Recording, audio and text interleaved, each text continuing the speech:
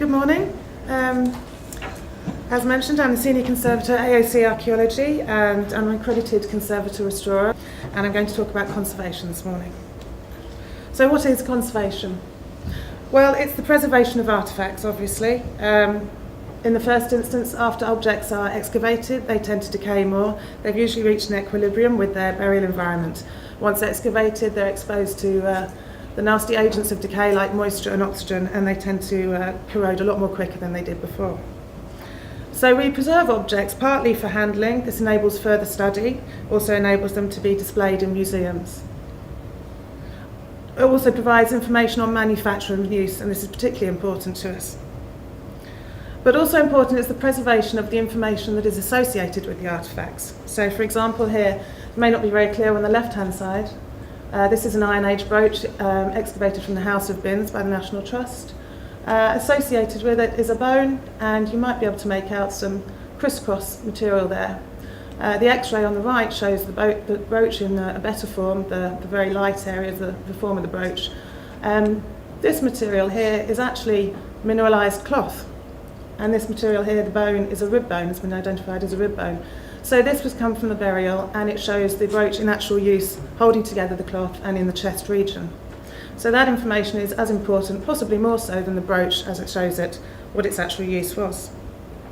So what do? Well, we work on site.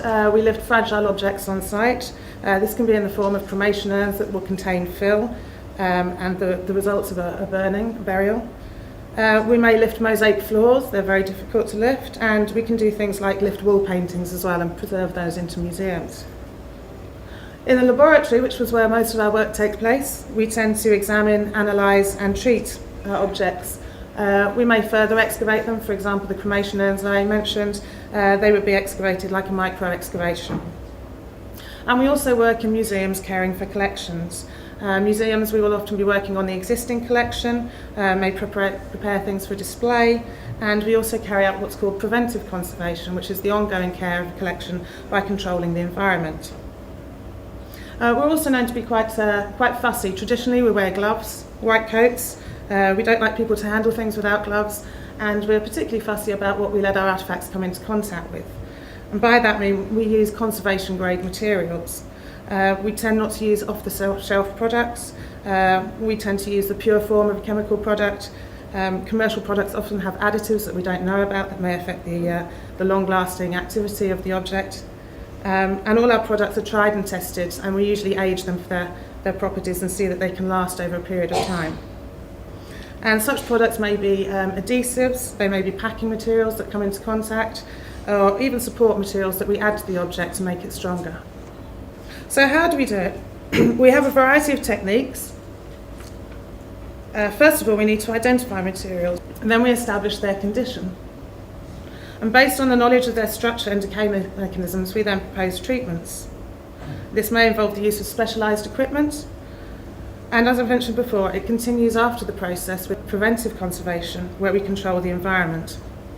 So that's just a few techniques to mention up there. Xradiography, we carry out Xradiography of objects. That's a very useful resource.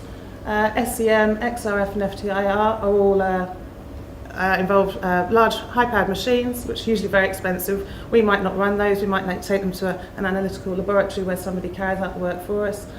Chemical analysis and microscopy is very popular as well.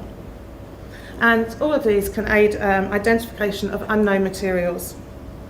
So we might want to analyse a residue that's been left in a ceramic. It may be results of a food that's been left there. We can identify those, or it may be identifying corrosion products on metals. Microscopy is very useful. We can identify textile fibres. We can identify down to species when it's animal fibres. We can also identify wood species, and we look at things like thin sections of stones and ceramics, and we can identify their composition and also their provenance from that. Metals, we can look at metallographic structure, and again, that will show us information on the manufacture and composition. And metals change composition over the ages, so that's very useful for dating as well and classifying.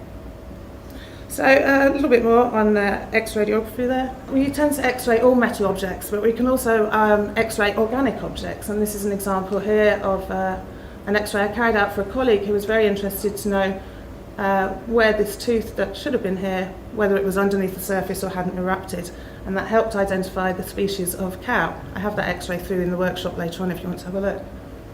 Xradiography is also very useful for revealing techniques of manufacture. So how do we do it? Well, we carry out conservation treatments in a variety of ways. We have mechanical methods. This is where we may remove corrosion or soiling to reveal the form of the objects.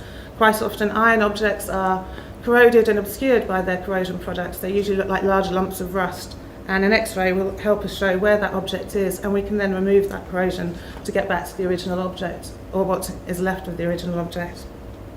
We use chemicals to prolong the life of objects, and we also use coatings to protect them again. And we use adhesives and consolidants. And here's an obvious one that we tend to do, putting pots back together. So some of the other specialised equipment we have, air abrasive machine, it's like a mini shot blaster, it removes corrosion. A freeze dryer is a wonderful piece of equipment that can take waterlogged wood, and after pre-treatment we basically freeze dry it, removes all the water, and we have a lovely piece of wood in its usual structural form. And microscopy, again, a very favourite one of ours. Pretty much we always look at things under the microscope if they fit under the microscope. This is a jet bead from about 2000 BC, and we can see there that the microscope shows us the splitting and the condition of the bead. As I mentioned, the environment is very important, it's ongoing care. It's also very important after excavation. This is when most of the damage can happen. So whether it be in a museum environment or a small storage box, we can control environments to make sure that objects last longer. And very quickly, I'll just run through an example of how all these techniques can come together. This is a Fort Tuvia dagger, an early Bronze Age dagger excavated from a kist. Very fragile, it was excavated in the soil block that I mentioned earlier on, so this is the dagger and all its surrounding material. A variety of analyses were used to identify the different materials present. And the dagger and its component parts, once identified, we could then look at treating them. But as you can see, a number of different materials, not all of them obvious to the naked eye.